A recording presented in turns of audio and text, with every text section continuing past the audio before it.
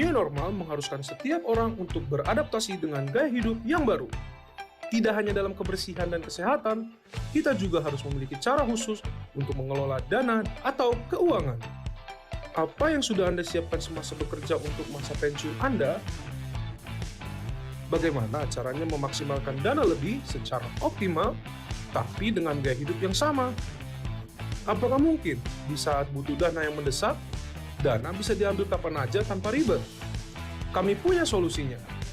Bravo adalah cara new normal kembangkan dana optimal dengan fitur unik untuk mengelola gaji kamu setiap bulannya, sekaligus untuk menikmati berbagai kemudahan transaksi secara digital. Sebagai solusi yang tepat, Bravo menawarkan 3 keunggulan yang praktis dan inovatif. Bravo membantu mengoptimalkan gajian kamu karena tidak dipotong biaya yang biasa dibebankan pada saat penerimaan gaji. Biaya hanya dikenakan atas saldo iuran yang ditarik. Kapan aja kamu perlu dana, saldo iuran dapat ditarik sesuai kebutuhan dengan menggunakan fasilitas link aja. Informasi saldo, iuran, dan pengembangannya, serta laporan transaksi dapat diakses kapan aja dan lebih mudah melalui aplikasi GoNaiClick dan portal iServices di ponselmu. Saatnya beralih ke cara new normal untuk pengelolaan dana yang lebih optimal, praktis, dan inovatif untuk wujudkan semua impianmu. Daftarkan dirimu sekarang atau hubungi Customer Relationship Officer kami untuk penjelasan lebih lanjut. Oke, teman-teman, sudah ya. Saya memperkenalkan dulu, saya Henry Januar. Kebetulan saya memang belajar perencana keuangan belum terlalu lama, dari tahun 95, dan saya pernah juga berkecimpung di dunia keuangan selama 20 tahunan kurang lebih.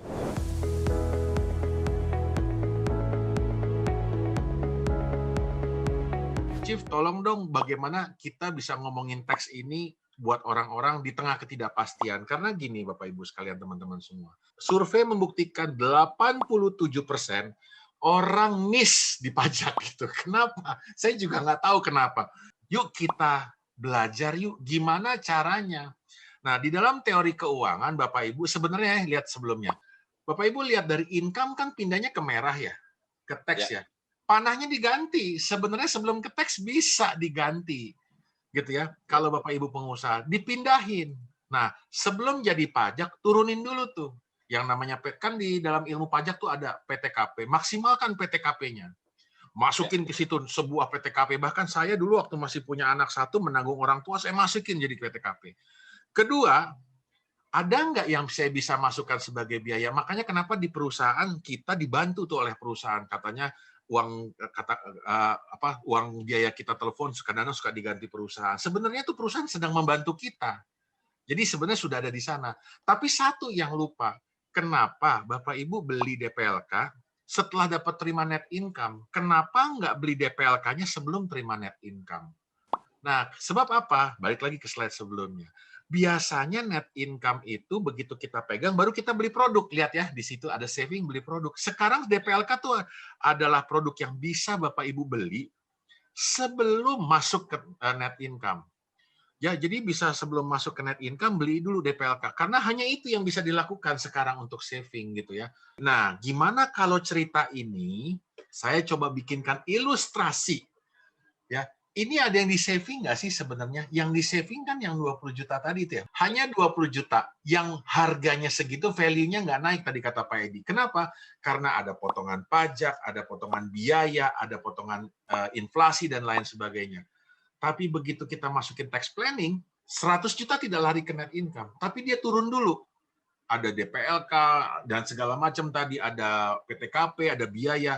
Ambillah 15 juta. Nih hanya contoh nih, bodoh-bodohan aja. Kalau biasanya orang dipotong pajak 20 juta, di sini saya masukin 15 juta dulu deh, ibaratnya gitu ya. Nah, dia akan 85 juta, produknya akan taxable jadinya.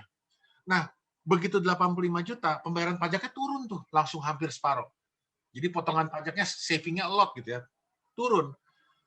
20 juta savingnya tidak dirubah, tinggal dibagi dua ya, antara yang deposito yang taxable dan non taxable. Expense-nya mirip-mirip, hanya selisih 3 juta gitu kan. Jadi nggak berpengaruh. Tapi lucunya Bapak Ibu sebenarnya baru menyiapkan duit 15 juta untuk masa depan. plus penghematan tahun itu kurang lebih yang saya bisa hitung ada 144 juta dengan skema ini. Dan untuk skema investasinya itu kurang lebih sekitar 3 juta. Jadi hampir mendekati angka 150 juta per tahun saving plan. Dengan hanya menggeser dengan pola cara seperti ini. Hanya menggeser sesuatu, dan masa depan kita terlihat lebih baik gitu, kurang lebih. Tidak ada yang dirubah sama sekali. Penghematan tuh hanya kecil, dampaknya hanya 3 juta. Yang lainnya nggak ada yang berubah. Jadi ini yang mau saya beritahukan kepada teman-teman, bagaimana salah satu contoh kita melakukan kegiatan shifting income kita sebelum expense dengan menggunakan tax planning. Nah, masih panjang lagi nanti urusannya dengan tax planning, tapi this is the very basic thing yang bisa saya sampaikan kepada teman-teman, dan inilah merupakan cara cerdas di dalam dunia keuangan sebenarnya.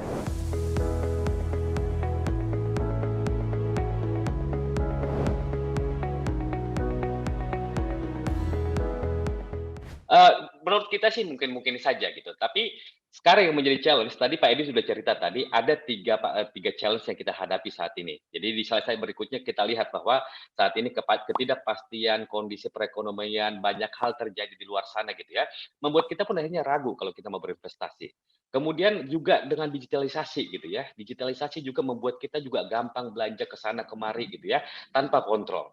Kemudian juga saat ini kita sebagai karyawan, risiko pandemi ini juga meningkatkan kita terhadap risiko finansial sebagai karyawan. Nah, sekarang kalau kita lihat di data ya, 17% perusahaan itu sudah merumahkan karyawan tanpa dibayar. 12% diantaranya kemarin itu perusahaan sudah menterminasi dan melakukan PHK. Karakter tabungan tadi disampaikan, fleksibel dalam penarikan untuk transaksional, kemudian kita juga rutin kontribusi ke sana. Tapi selama ini kalau untuk tabungan kita lihat bahwa tabungan itu biasanya bunganya itu tergantung dari dana kita, dan biasanya nggak terlalu tinggi biasanya.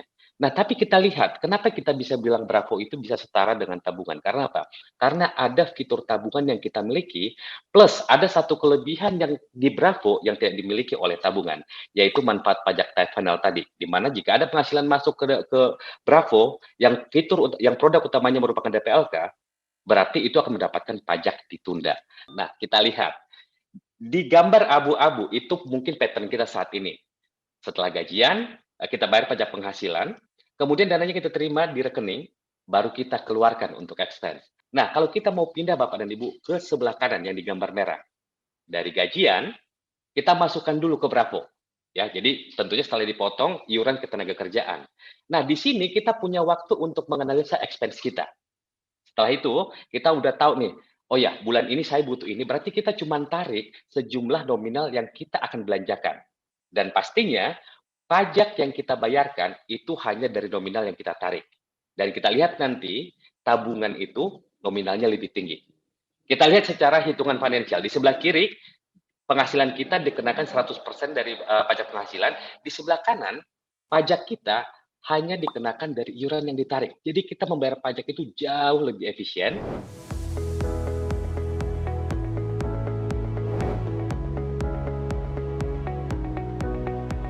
Sebenarnya strateginya yang paling gampang lakukan 3 hal. Pertama, teman-teman bisa pindahkan portofolio yang teman-teman miliki sekarang ke tempat-tempat yang less biaya.